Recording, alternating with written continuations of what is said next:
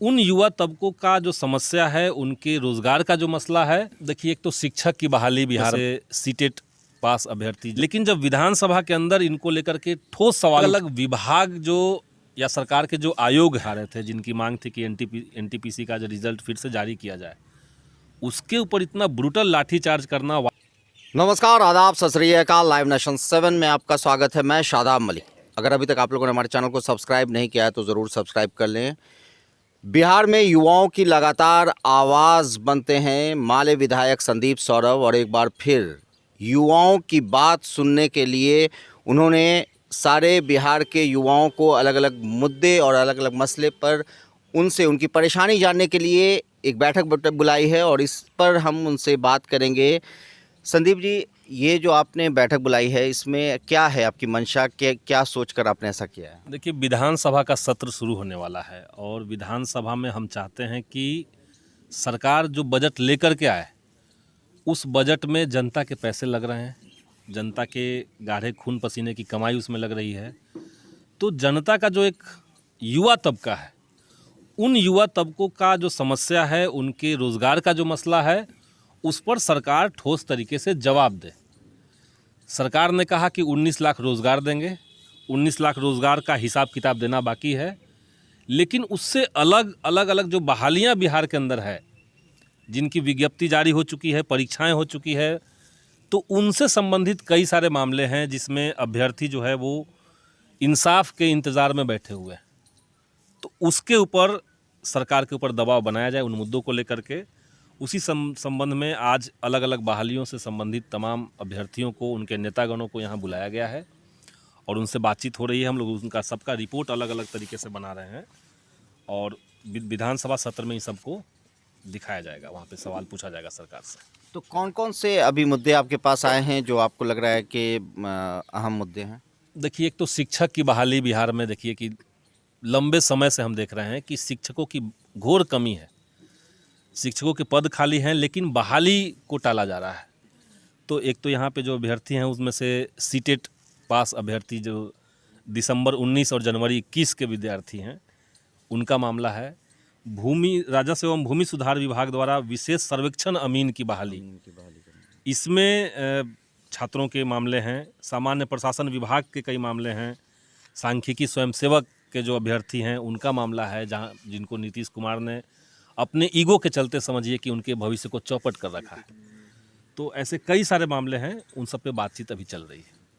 तो क्या लगता है कि ये मतलब सारे युवा जो आपसे परेशानी अपनी बता रहे हैं, तो इस पर आप आगे बजट सत्र में इसका जिक्र करेंगे और साथ ही साथ आप विभाग से भी कुछ संपर्क साधेंगे? इनको लेकर के विभाग में जैसे कई मामले हैं जिसको हम लोग पहले भी विभाग में उठाए हैं, विभाग में चिट्ठियाँ दी गई है, लेकिन अभी विधानसभा का सत्र चूँकि होना है, तो आप विभाग को जब चिट्ठी दे रहे हैं तो विभाग उसके ऊपर रिप्लाई नहीं भी करता है, कभी करता भी है।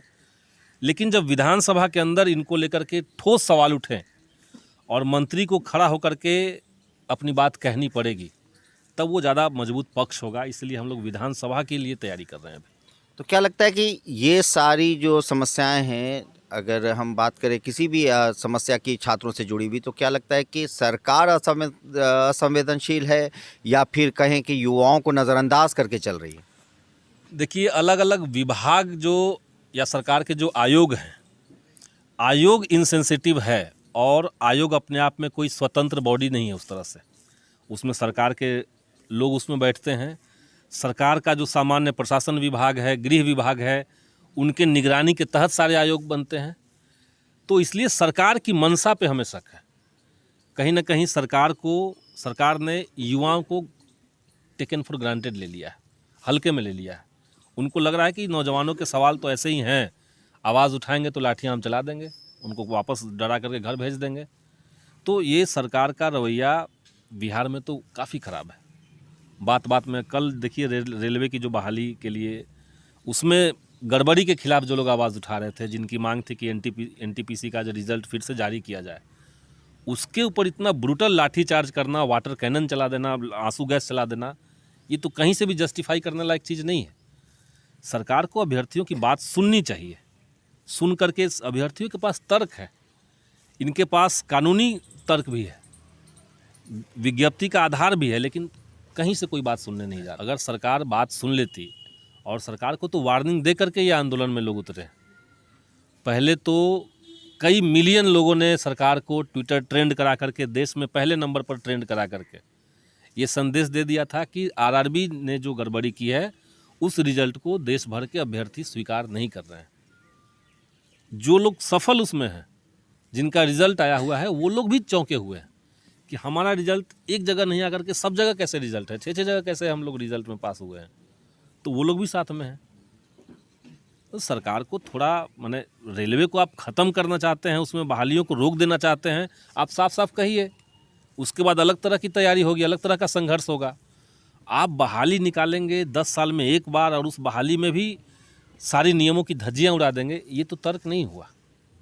तो बिना तर्क के ही सरकार चल रही है, वो चाहे दिल्ली सरकार हो या बिहार की सरकार हो।